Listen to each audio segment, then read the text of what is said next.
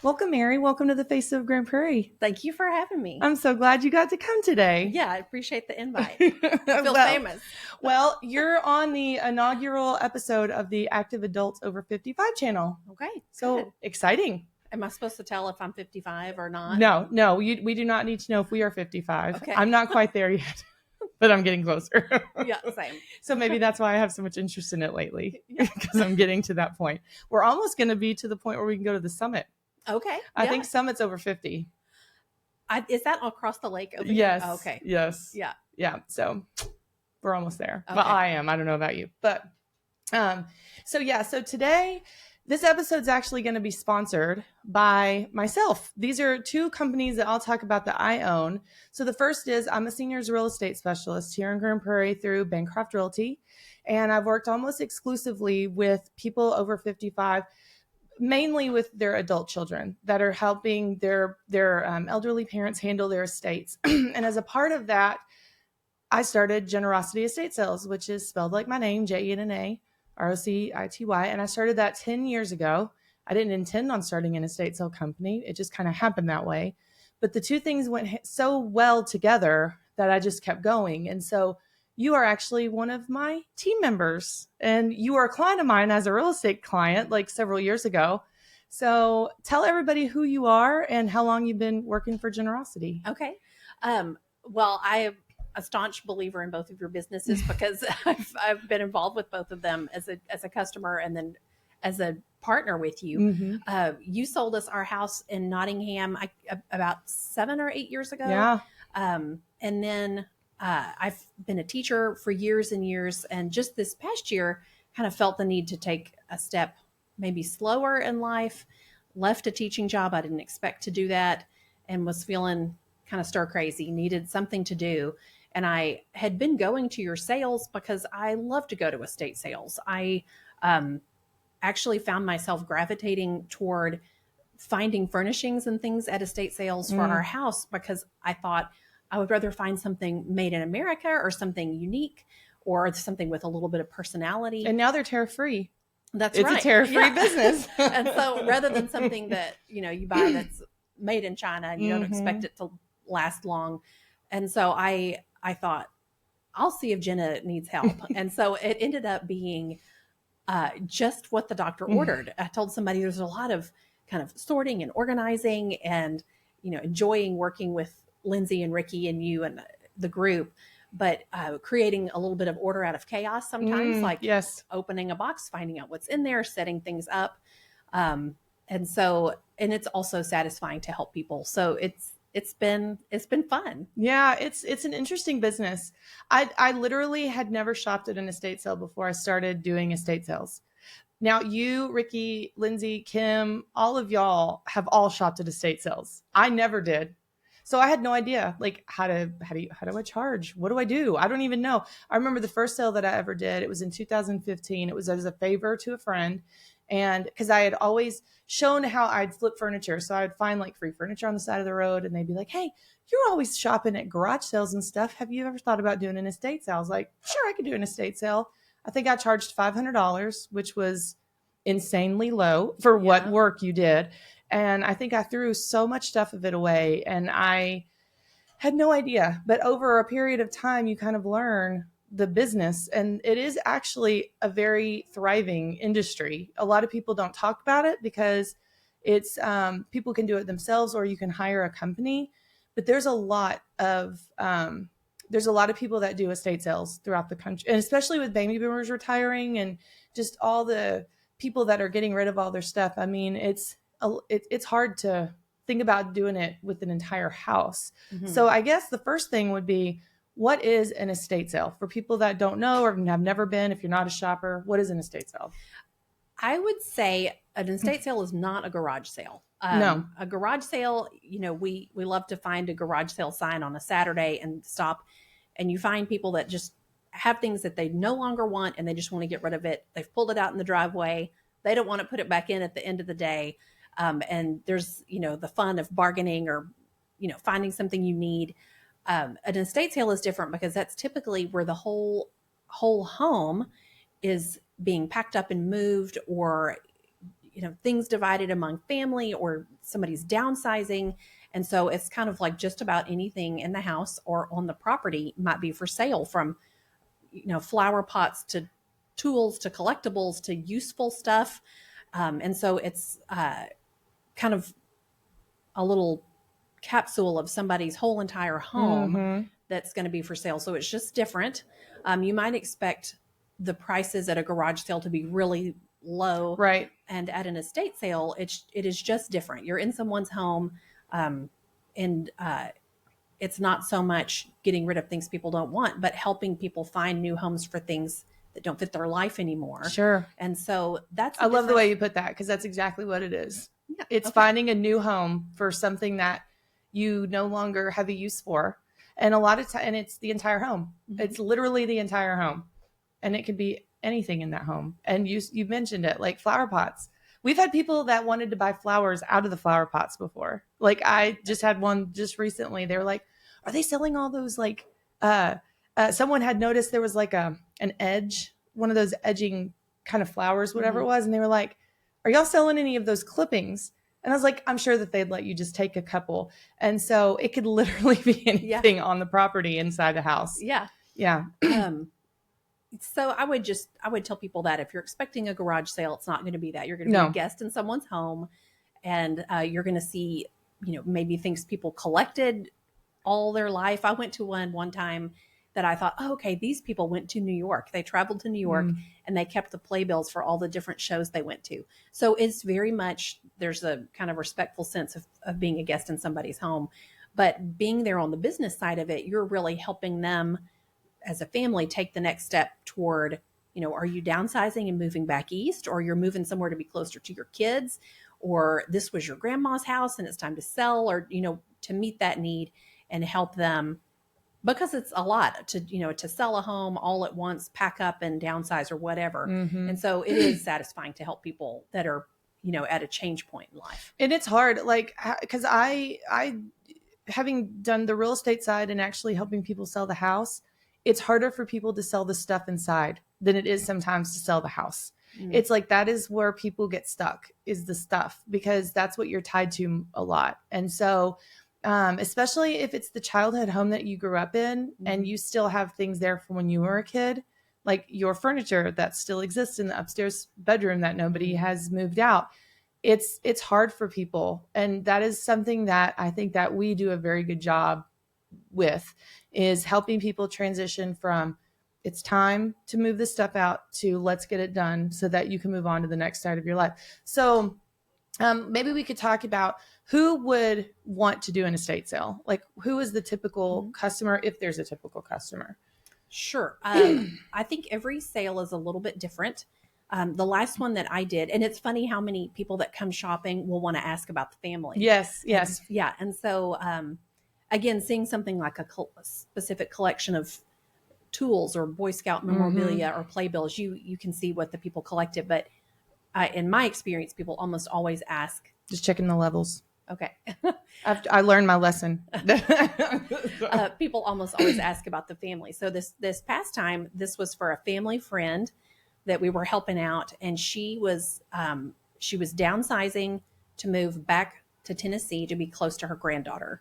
And so it was kind of a happy thing. There was a lot to move and settle, a lot of moving parts for her. So moving is always stressful, but it was kind of a happy change to get to move back close to her granddaughter. And so there have been plenty of times when somebody inherited their, a family member's house or their grandmother's house, and they're not going to end up living there. And so they're ready to sell, and they do need help figuring out where to start with on kind of emptying the house. And sometimes they're not, when they're looking at everything, they're not sure, is this something that, should I throw it away or should I give it away? And they're just not sure what to do, and it can be overwhelming. So that's where having people like us take you by the hand and say, do not worry, we'll help. You don't have to worry about that. We'll help you. That's right. And I think you made a good point. It's not always people that have passed on. I think that's one of the things that people assume when they come into an estate sale to shop, is that someone has died. And there's frequently, that's not the case. I mean, it is sometimes, but It's frequent that we're doing downsize sales where they're just trying to get rid of stuff to move into either an over 55 community, or we just did one. The last two that we did, they were moving out of state and just didn't want to take any of that stuff with them. They just didn't need anything. They've got grown kids, that don't want any of that stuff anymore. So it's for anybody that wants to get rid of more than just a garage full of stuff. Yes. It's a house. And so, and we have, on special occasions, we will do it for people that actually still live in the home, although that's a little bit more challenging, but we've had a lot of good experiences with that. But for the most part, it's a house that's empty. So someone has given us the key and we enter and we work on it. How long does it usually take to get one of these ready? Every house is a little bit different. Typically 3 weeks, 3 to 4 weeks. And something that you said kind of nudged my thoughts in a specific direction. The last sale that we did, the family friend I was talking about that moved back east, she began to think about moving, and she began to think about the things that would fit in her new townhome, and then all the other things that she no longer needed. And she just needed advice to start with, because she was thinking herself, well, I could try sell things online, or I could have a garage sale, or she just needed somebody to kind of help her think through the process. And so as we sat down to do that, she started off by saying, I don't want to have a garage sale. They're exhausting. I'm moving in the summer.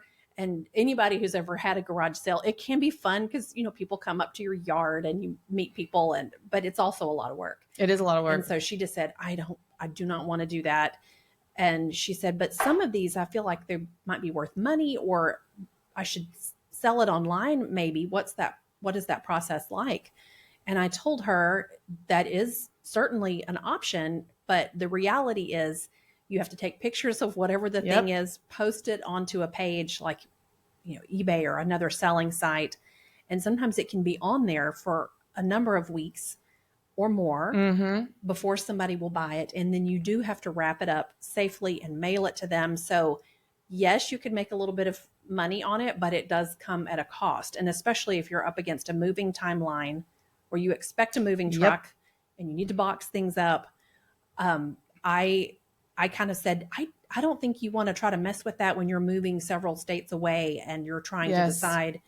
And I said, it sounds to me like you might need an estate sale. That way, all you have to do is pick what you want to take to Tennessee, leave everything else, and then we'll figure it out for you. Right. And so it just ended up being the right fit because she had thought of some of those different options and had decided what she didn't need anymore and what wouldn't fit in the new house. And so I also would say that to people, if you're thinking about maybe there's something that your family had for a long time and you don't want to just leave it at the curb or even just leave it in a bin and a donation site, and you'd kind of like to see it go to a good home, then I would think that sometimes selling online, especially Facebook Marketplace, I feel like is an option, but I feel like it's always almost like a garage sale. People want a really low price. Yeah. If they even follow through with buying it in the first place. Yes. That's the problem with some of the Facebook Marketplace is great. And we use that as a tool. So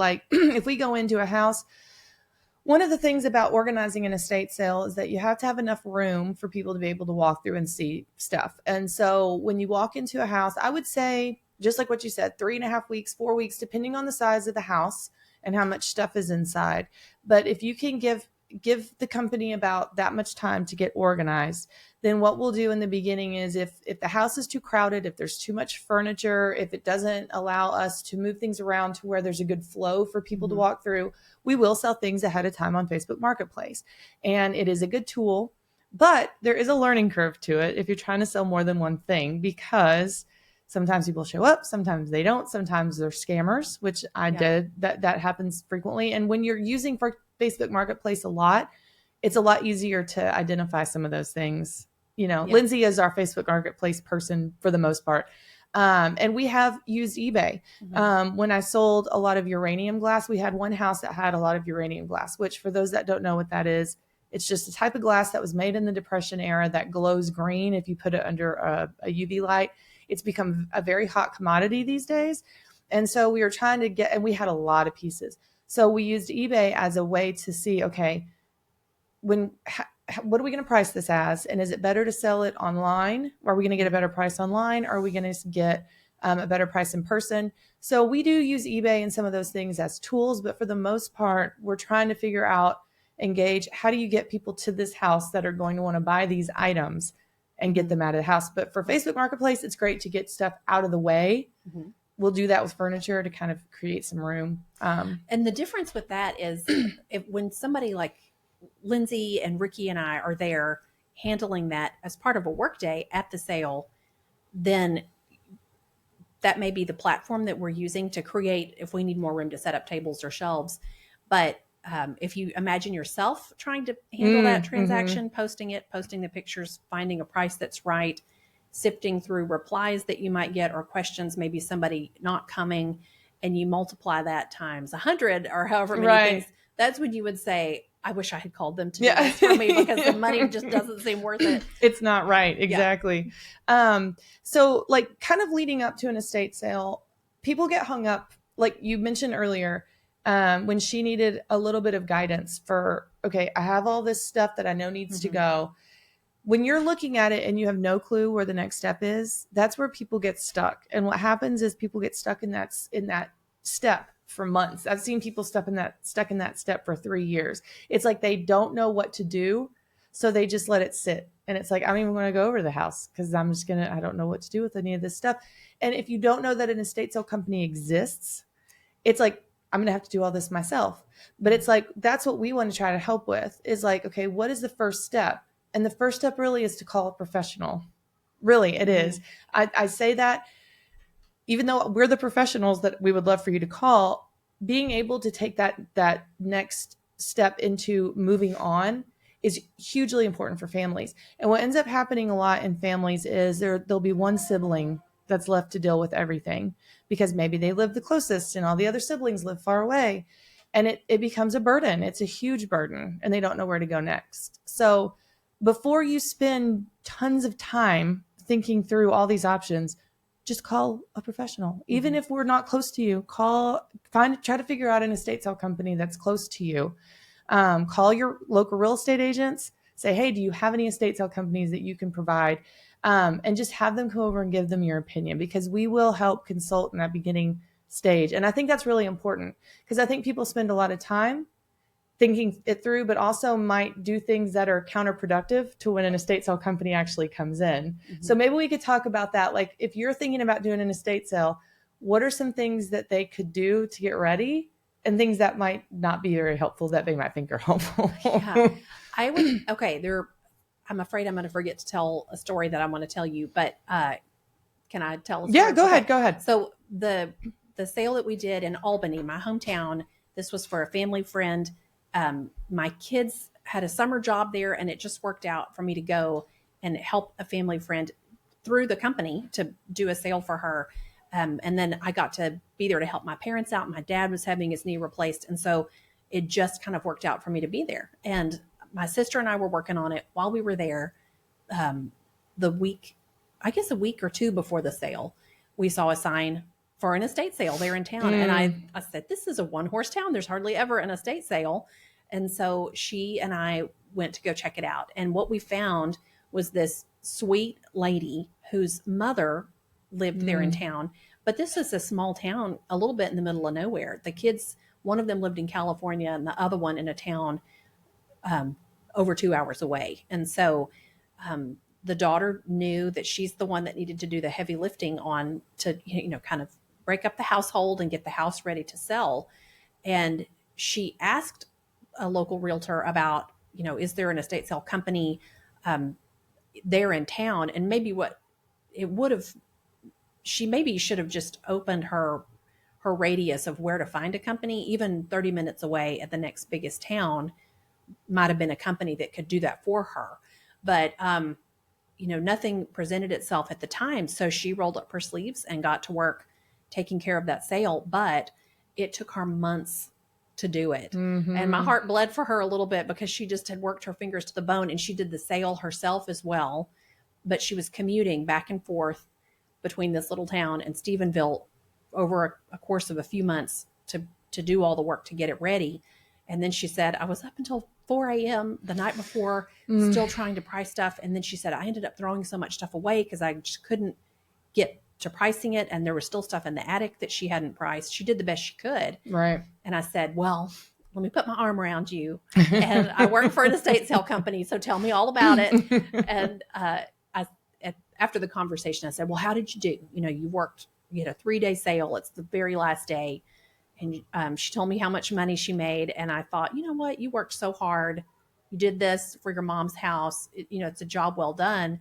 But in the back of my mind, I thought if she had somebody like us. She made a lot of money, actually. She did. She did well. And I thought, but with the way that the numbers work, I think people sometimes are thinking if I do it myself, I won't have to give a percentage away. Mm-hmm.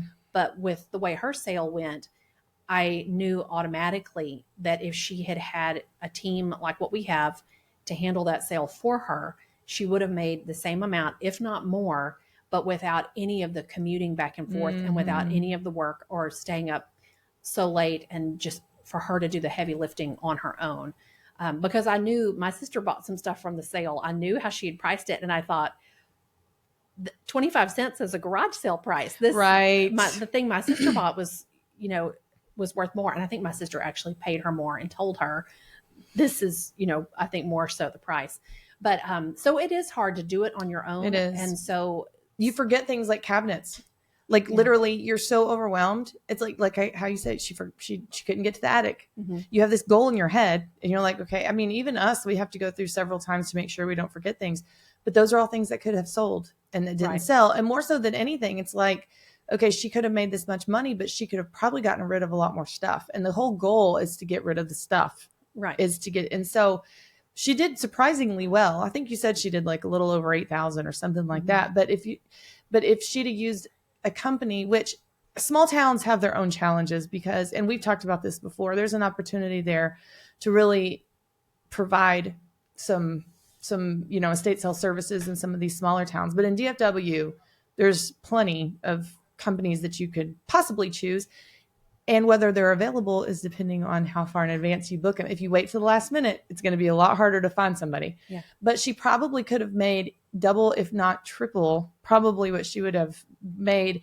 And she would not have had to do any of the work. Right. And that's the whole thing. And so maybe talk about that a little bit. Like, how do we price? So you said quarter. We stopped doing quarter prices a long time ago. Yeah. We don't do anything less than $1, just FYI. So anything that's like, if it seems like something that would be less than $1, we'll group it with something else. Right. But yeah, quarters, no, we don't mess around with that anymore. No, the whole point also is for these things to find a home. And so when somebody comes and gets a great bargain on a chair, something that they wanted, like that will complete my dining room. This is great. Everybody wins. Right. And so you want the prices to be friendly, but then at the end of the day, all those friendly priced items add up and the homeowner has that weight lifted off their shoulders with, everything having been taken home to new homes. And then they didn't have to physically do it themselves. Mm-hmm. Something else I wanted to say when you mentioned it's one thing to be in a small town and trying to find a connection of who could help me with this house. But it's when you're in the big city, if you look online on something like estatesales.net where you can put the map and look and just see how many sales are in a city of this size, I would just tell people asking, especially, I didn't think about this ever as a shopper because I'm an honest Christian person and I would have never put something in my pocket that I didn't pay for. Right. And so, but you are having a bunch of people come into your home. And so it's good having people there that you trust who are watching over the house for you. But in working in an office to go and clean out, a file cabinet, Lindsay and I have come across where somebody had written down their kids' social security numbers. Mm-hmm. And I thought, you want somebody, number one, with integrity, who when they come across some kind of sensitive personal information or a bank statement, can either take and save and give that to the family or shred it. But I thought, what if somebody's just careless in their work and they're not meticulous and they leave something like that, such that any number of the hundreds of people that come to shop and look around can then pick that up and take it. And so I just would say, do a little bit of homework or ask people that you trust when you're finding a company that you want people that have attention to detail and with honesty and integrity, so that they can take care of those little things for you that maybe you're not even thinking of, but that you have people watching out for you. Yeah. We just did one recently, who the dad hid money all over the house, like cash everywhere. And this happens a lot when you have people that have dementia. He did not have dementia. He had always done that. But people with dementia usually do either lose or hide valuables. And like the second one I ever did, I think he told me, she had all this really expensive jewelry, and these were not items that they wanted to sell. These were items that they wanted to keep within the family. And he said, if you see anything laying on the floor underneath the dresser or inside of a dresser drawer that looks like it's expensive, could you just give it back to me?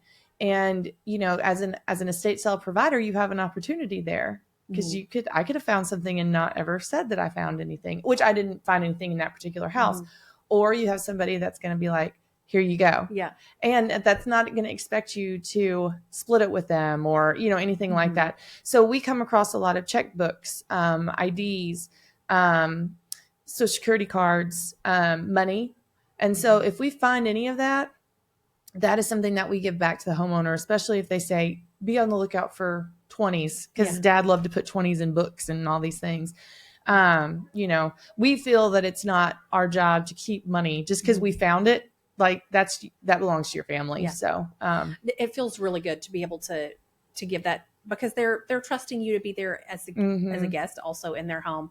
And so again, the sense of helping people through, what can be complicated or difficult time, when you're doing something little like that brings a little bit of a sigh of relief, then it feels good to do that too. Yeah. So I would just say, as you're selecting companies to, I don't think the yellow pages exist anymore, but when you're kind of looking around, it's good to try to find, if you can find a personal recommendation like that, so that you just have total confidence. It's one more good check on the pro list. And especially in Grand Prairie, I mean, basically every single sale we ever get is by word of mouth or referral. And I've grown up in this town. My mother would kill me if I had a reputation for not being honest with people about stuff. So definitely using somebody in your hometown is always the best if that's the option is available. But when people go to get ready for a sale, it reminded me of Cheryl, who I'm sure would be totally fine with us talking about how she, trying to find all that cash that dad had left. That was part of her preparation process, was to try to go through places she knew that dad hid money to try to find it. But kind of going along the same lines of what people can do to prepare. I think what I would tell people is, don't throw things away if you don't, because people spend a lot of time throwing things out that they think are trash, but really aren't. Right. And so I think that if you're going to spend any time getting a house ready for a sale, it's going to be, make sure that all the pest control is taken care of. Because some of these houses, nobody's lived in them for a long time. Go through and make sure that is the place treated for bugs? Have you gone through and made sure all the wasp nests are, busted down outside so people need to shop? Have you replaced all the light bulbs in your house to make sure that we can see things? That's a big one, because people are coming to shop. And so Lindsay and I have screwed in many a light bulb. Yeah. Because we thought people can't see. Right. We need them to be able to see. Yes. And that's dusting dusting things like the ceiling fans and the blinds. Because again, a lot of these houses have sat empty. Either mom has moved into, one of the kids' houses, or they've moved into an assisted living, or they've been passed away and nobody's really been over there. Some of the cleanliness stuff is really where I would focus my energy if I was doing an estate sale, because that way when we get in there, we're not spending our time having to do cleaning. And so sweep, that kind of thing. Make sure that all the light bulbs are replaced. Spend that time, and then don't throw anything away. And we could talk about that for a minute, because one man's trash is literally another man's treasure. Now, if it's garbage, like literally like a Snickers wrapper or something, yes, that's trash. But if it's something that your opinion is that nobody would want this, we can talk about that a little bit. Like our preconceived ideas about what has value versus what other people think have value. So don't throw anything away until after the estate sale company comes in and does a consultation with you. Yes. So is there any surprising thing that you have seen sold that you did not think anybody would buy? Sure. Well, I mean, at the end of the day, you want to find industrious, motivated helpers, workers who are there to really help empty the house out to get, to get it ready to sell. But then you also, at the end of the day, people like us, we're wanting the person to be really happy with the check that they get after the sale is done. And so that kind of comes from leaving no stone unturned. And so let's see. I'll tell a story. Lindsay's going to love this because I'm going to clip it and send it to her because I've told the story every single time I get a chance. And she always, now at this point, she just rolls her eyes and giggles. When she came in to first started doing estate sales for me, it was her first time. And she did what I did. I mean, literally, whenever I started, I threw away probably 500 National Geographic magazines thinking nobody would buy these, which was so stupid because everybody would buy National Geographic. Now, I threw them all away. And so I've been there like everybody does. And I remember there was these lapel pins, and it was, he was a previous city manager for the city of Grand Prairie. So he had all these lapel pins that they give you at conventions and stuff. I mean, it says City of Grand Prairie and keep Grand Prairie beautiful and things that you wouldn't think anybody would want. She goes, can we just toss these? Because I don't think anybody, I mean, literally there was probably like 75 of them in this bag. And I said, no, let's put them on an index card and we'll sell them for like $3 or $4. And she's like, nobody's going to buy these for $3 or $4. I said, we'll see. And it was the first thing on the first day to go. For $3 or $4, someone came in and bought all of those lapel pins, and she was shocked. So from that point forward, she's like, never take anything for granted, that you just do not know what people find of value. And I mean, even things like yearbooks, trophies, plaques with names on them. You're like, why would you want this? But it's not my people are creative. They are an idea for repurposing that they have, that is an idea that you never came up with. And so it's good to be able to, of course, family will go through and take, that was my little league trophy, I'm going to keep that. But then, if there's something else, the whole idea is that you take what you want to keep with you, and then let us take a look at the rest and tell you. I'm a very, very practical person. And so I may go and find and say, that's a really pretty lamp. I need something from my bedside table. I'm going to take that. But then I might also see, although one thing I love to buy at estate sales are those aluminum kind of throwaway containers. And I don't know if the last time you bought one at the grocery store, but when you see how much they are, I thought if they're two for $1 at the estate sale, or you might get a stack of them. I'm always on the lookout for something like that because of how expensive things can be at the store. So the last sale we were at, Lindsay actually had a really good idea. We had this, the shoe organizers that hang over a door that have the little pockets. And there were all kinds of different useful things that were like toothbrushes, new in the box. All kinds of a new thing of mouthwash that had never been opened. And you were thinking, it's not expired. It's perfectly good. And when you think about how much things cost, I, for one, get excited about paying $1 for something like that instead of $6.99 or $8.99 at the store. And so people come up and they might have like a knickknack or something decorative or a piece of art in one hand and a couple rolls of paper towels in the other. Oh yeah, for sure. They want to pay less for that too. And so I would just tell people, if you have eaten something and there's an empty pizza box, that's trash. But when it comes to anything else in the house, let us help you sort through that, because we've been the ones that have seen what all people will buy. Yeah. Yes. And you want it to sell. Yes. I mean, I did one. This was, I don't think any of y'all had started working with me yet, but he was a dentist, literally drawers of unopened toothbrushes. And I was like, this is crazy. So what I ended up doing was giving them away to the kids that would come. I'd be like, hey, because I knew that he would have appreciated that, to give away a toothbrush. So it's really interesting, the types of things that we come across. Now, used toothbrushes, not so much. But then again, someone might be using that to clean. We don't know what people are using. Someone came in the last time that we had a sale and asked if we just threw away any non-working watches. And I said, we don't ever throw anything away. She goes, well, I'm doing a mosaic. And she was using the watch, the actual watch itself, not the band.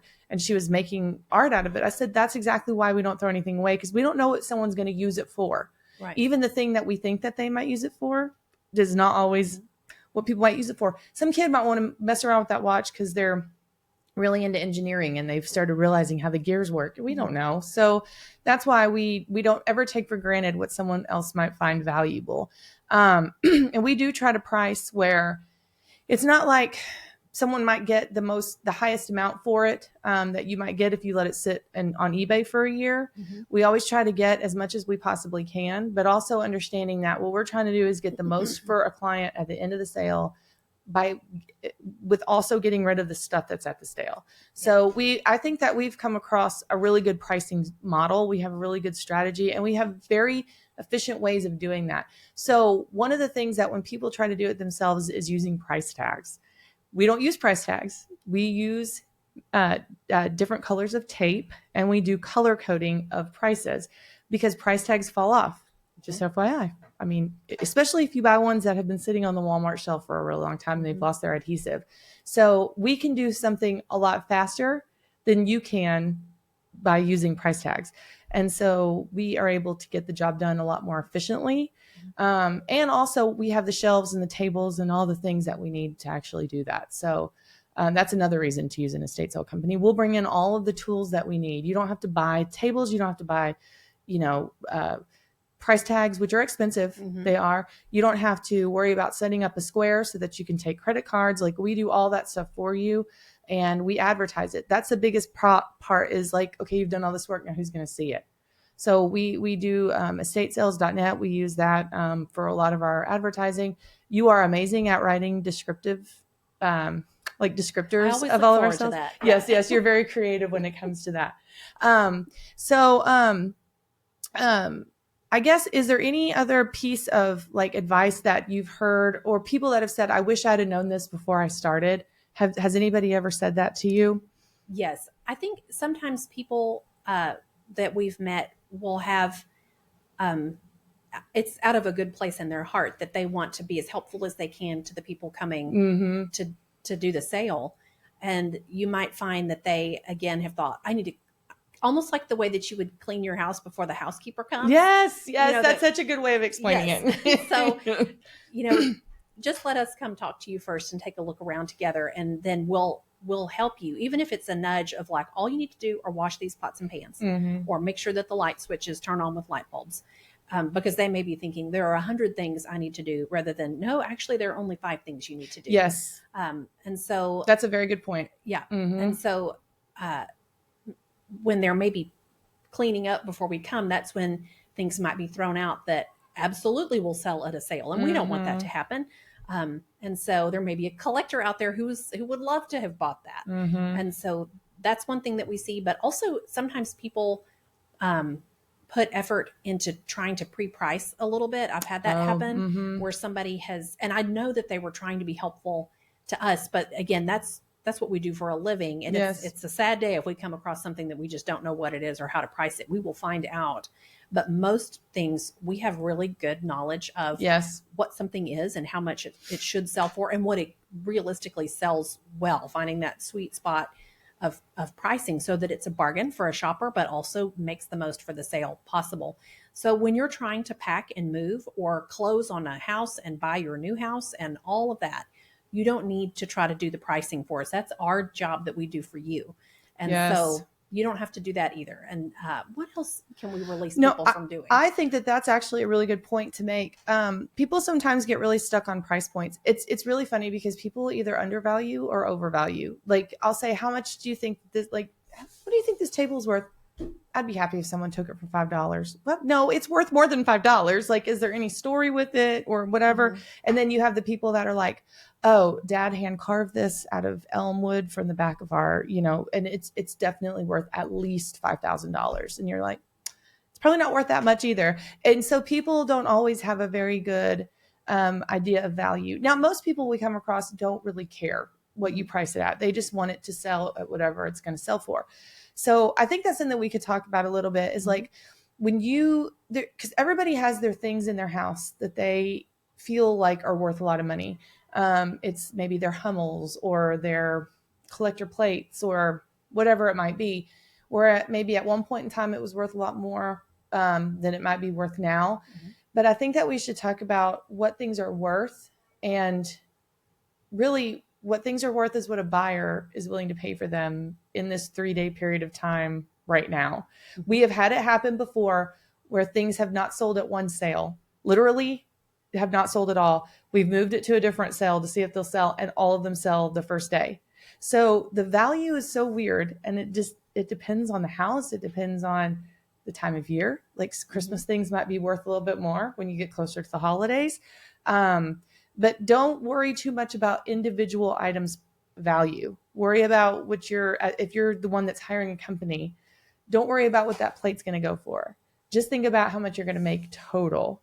But the value and what we price it on sometimes can be kind of like a guess. I mean, we kind of know, but sometimes things surprise us too, which is kind of interesting. Well, and the market will drive things as well. If you ever watched Antiques Roadshow, I love to watch Antiques Roadshow, but you have professional appraisers there that are telling somebody in a retail market it would sell for this much. If you're having it, in consideration for insurance purposes for value, it should be this much.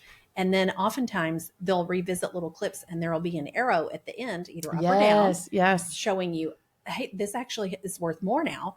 It has appreciated, or this is worth a little less now, or that the numbers are staying basically the same. And so that, just like things can come into fashion with clothing. Oh yeah. There are things that become collectible for, in the antique marketplace, or when it comes to collectibles and things like that all of a sudden something is very, very popular.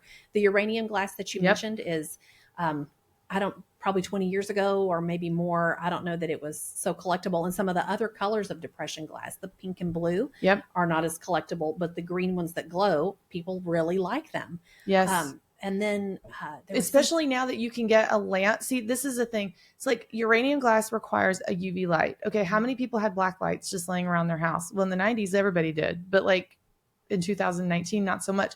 Then they started making little bitty lights that you could buy off Amazon for like $8. And they started doing that because people were going around and identifying uranium glass. It became more easy to find because you have to actually have that light shining on it, or else you might just think it's green glass or whatever. Then all of a sudden it got popular. Matter of fact, I had a guy that came into that sale and he said, "Oh, I've got a warehouse full of uranium glass." He's like, 10 years ago, you couldn't get people to take it. And now it's like, now what people are doing is there's a whole Instagram trend of showing your uranium glass china cabinets where people will replace the regular lights that normally go into the china cabinets with black lights, and then put all their different types of plates and stuff in there. And that's their showpiece in their room. And then once people started doing that, uranium glass got popular again. It's just crazy. Somebody somewhere has decided, I'm going to do a full place setting of all uranium glass and have a dinner party that's glow in the dark dinner party. So it's interesting. Another thing that I've noticed that's really popular with collectors now are those really long glass vases that were popular, I think, in the 70s. Yeah. And for whatever reason, things kind of cycle through. Things They from do. the 70s will become cherished again. And right now, people getting close to the 50-year age mark are people that were in high school in the 1990s. And so there's a nostalgia for things from the 1990s again. You see it with clothing and big time. Different items. And so physical copies of DVDs. Back in 2003, I think it was PlayStation or one of the game stations where you could actually purchase like digital copies of movies. All of their libraries got wiped out. And it's like, now what do? You had all these movies that you bought, and because someone decided to get rid of them all. So everybody started realizing how easily it is to lose a bunch of these streaming things. Or you're going to watch a movie and you can't find it on any of the streaming channels because nobody has it. It's like, so then all of a sudden having physical copies of CDs and DVDs and stuff got real popular again. So now we price each one of those individually because we'll have people that come in and buy the entire library. DVD players, VHS players, all that stuff. Disney movies have always been popular in terms of like the VHSs because they would put out those special, collector's editions and stuff. But people are starting to buy that again. That's a whole trend. Yeah. So, and records have always been popular too, but now they're putting out songs in record form again, which is crazy. Well, maybe there's been a little bit of a turn in the tide with culture where shopping malls that everybody wanted to go to the mall in the 90s. Well, people want to go to Main Street now, or to a quirky booth or a little shop that has unique things. And so I think I always have fun if I go to a sale myself and to see young people that are coming Oh, to look at yes. like things that we grew up with, record players and vinyl records and things like that. And so it is neat for there to be, I mean, that's kind of a basic form of recycling that like Yes. this turntable works perfectly well. And somebody would love to have that and play records instead of just downloading, digital music, because Yes. there's that little crackle that you hear when the vinyl is playing. Yep. And so it is really neat to see things like that people bring back to their home. And that's what's satisfying also about, having young people come in and they want, your uncle's radio that he didn't want anymore, and that was kind of technologically out of fashion for a while. Yep. And so again, people like us are generally going to know. I may not know every specific thing about, because there are all kinds of different kind of subcategories of collecting that people can be experts in. But our job is to have general knowledge. Yes, yeah. General knowledge for sure. And we do have groups of resellers that will come to our sales, and we do have professionals. So like one of the things with books, if your house has a lot of books are kind of known for not selling very well. But if you have to have the right buyer for them. So like we have a book dealer that'll come in and look through all the stuff and price and see if there's anything that's of value. It's kind of shocking, some of the books, like the amount of money people spend. If you have any of those community cookbooks, people love community cookbooks, and they'll go, like if your church put one out, like they just love them, especially older ones. So we'll have people that come in and do that. Jewelry, we'll take it to a gold and silver dealer to see if there's anything real that you might not even realize. Because especially if you're a family member that doesn't know everything that your mom or dad owned, you don't know what's real, what's not real when it comes to gold and silver. Coin collections. We can even sell firearms for you. And so the way that we do it in Texas is we use, we'll get somebody that is in town that is a firearms dealer. The last sale that we did, there was probably like 10 guns, and we had the firearms dealer is actually shopping at the sale. So he came by and he can actually transfer gun ownership for a short, for a very small amount of money. But we can sell all those things. The only thing that we really can't sell is liquor. So we can give it away if we want to. So if you're going to have an estate sale and you have a lot of liquor, just have a party and then give away the bottles to your friends and family. Yeah. But we don't have a liquor license. I guess if we did, we could, but we don't. So, yeah. But yeah, so I guess and we're talking a lot because I get really passionate about this kind of stuff. When it comes to actually hiring a company, we take a percentage of what the sale makes. So you should not have to pay anyone in advance to do an estate sale for you. We do not do a deposit or anything like that. We do have a contract that has terms. A lot of the reason we have a contract is to help the family get on the same page as far as like when you're going to have the sale and what to do with the sale when the stuff's left over.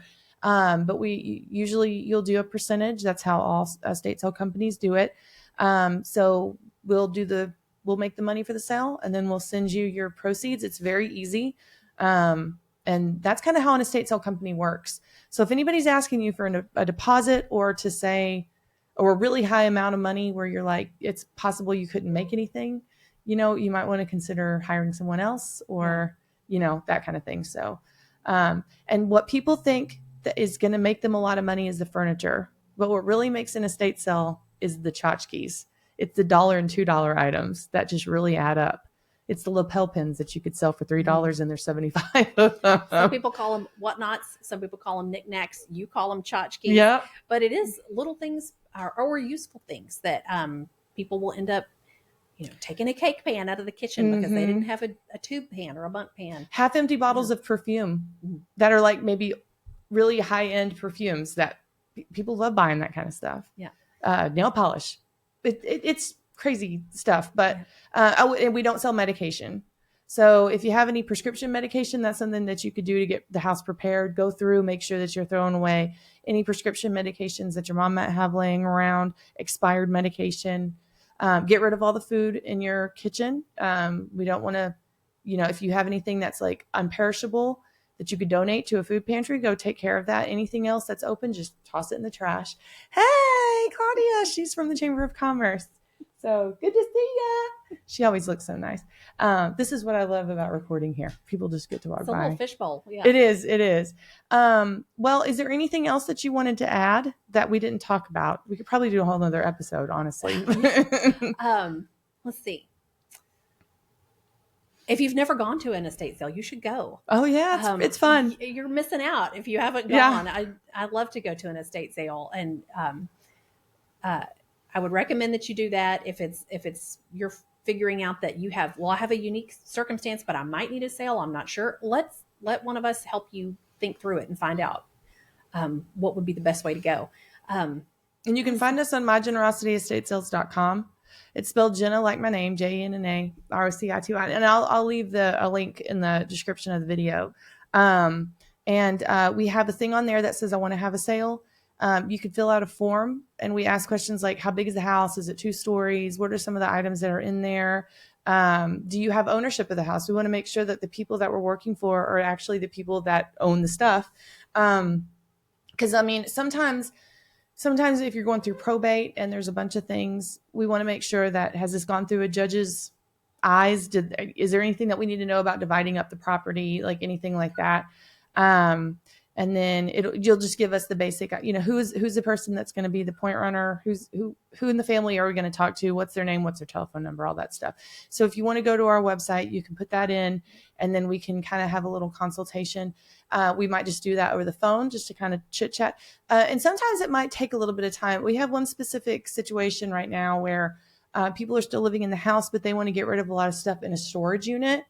And so it's kind of problem solving. Like, how are we going to do this and still be able, and sometimes if we can do it, we'll do it. If we can't, then we can't. But definitely reach out to us, and we can kind of go from there. So I think we did a good job, though, of like, number one, don't do our job for us. Like, let us do the work for you. That's the whole point. That's why you get us to help you out. And then I don't know, having some like helping hand there that you can trust can really streamline a process that seems so huge, when actually you just need to kind of put one foot in front of the other and just check off your own little checklist and not be overwhelmed by the whole process around you. And we can do that a lot faster because we do it all the time. Yeah, all the time. And we like helping people. And so what's chaotic to us is when we walk in and it's like immediately my brain starts to work, and it's like, okay, we can move this corner. All the stuff over here is this particular thing. We can move it. So it's like, to other people, it's like, to us, it's like, okay, let's get started. Yeah. And it is. I like arranging your grandma's pots and pans in the kitchen so that people see the pictures of them and can't wait to show up on Saturday and come by that, because it's an iron skillet, and the old ones are better than the new ones. Yeah. And so it's a trip down memory lane in the best way. So I say go to a sale. It's educational. Sometimes when you go through, you find out just how many things used to be made in America, all kinds of things. Oh, yes. And you realize even really up through the 1990s, you can see we really made a lot of our own things. Yes. And it's when you are kind of helping sort through prior generations or prior decades of things, you end up seeing, oh, this was made in Italy. This was made in Denmark. This was made in Germany. And appliances are a big one. We can, if you have a clean refrigerator that was made in 2000 or in like 1985 that still works, people love buying that kind of stuff. And they will run till the end of time. Yes, they will. They will run forever. If you have the washing machines and all those things, like they really do last a long time. Yeah. So, don't ever discount some of those older things. Yeah. I think we're getting back to that. Yeah. And the other thing too that people are doing now is starting to learn how to use sewing machines again. So it's like, we were just talking about this the other day. Even these older pieces of clothing, like, material's not cheap. So it's like what some of these kids are doing, some of these younger kids, is taking apart some of these outfits, using it for fabric, and then repurposing them into different types of fashion.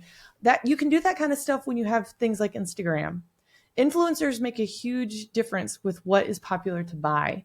So if you have somebody that's really made a huge, Instagram account about repurposing clothes, you'd be shocked at how much that affects people's ability, the shoppers that want to come in and find all that stuff. So it's quite interesting to see. Yeah. And I would say there's so many happy endings. There was you know about the pink sewing machine Oh, yes. from Yes. earlier this I'll spring. post a picture of it. Okay. I had never seen a sewing machine like this. It was pink with chrome. It was gorgeous. It was a blast from the past. Yes. It was kind of a 50s looking sewing machine. And all the little accoutrements and working parts and replacement parts were all there. It was so well kept. And the first day, it was a rainy day of that, the first day of that sale. And there was a young lady, very young lady, who came at the end of the day, and she got off work and came hoping that that sewing machine would be there. And she wanted it because some older ladies at her church had been teaching her how to sew. And she wanted that sewing machine in particular because she could see from the pictures that there was now I'm not a seamstress, so I didn't know, but she said there's a ruffle foot attachment. And she was learning how to sew ruffles onto something. And so she was so happy to get that sewing machine. We plugged it in and could see the needle go up and down. And so I thought that's neat to see your aunt's or your grandmother's sewing machine that she took such good care of, that now this young person teaching herself how to sew is going to use it to train herself how to sew ruffles because she wants to learn how to sew too. And so there is kind of that, there's a little bit more of thought swinging back to something homespun or something. Let's not just be consumers, but keep and reuse and fix. And I think that's exciting to see. And there's some virtue there at the bottom of that. And being able to tell our clients who bought that.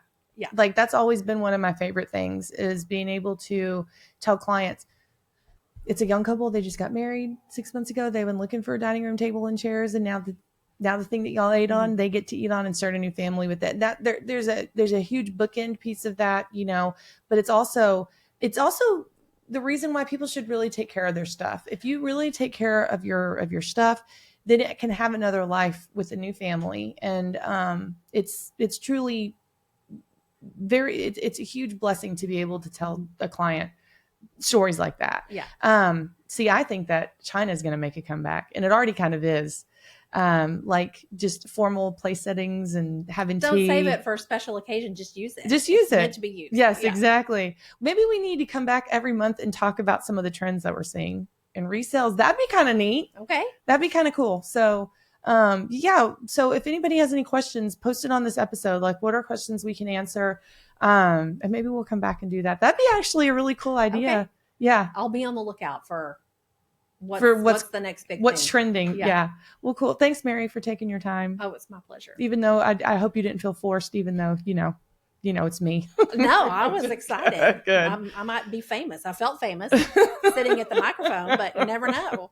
All right. Well, thank you so much.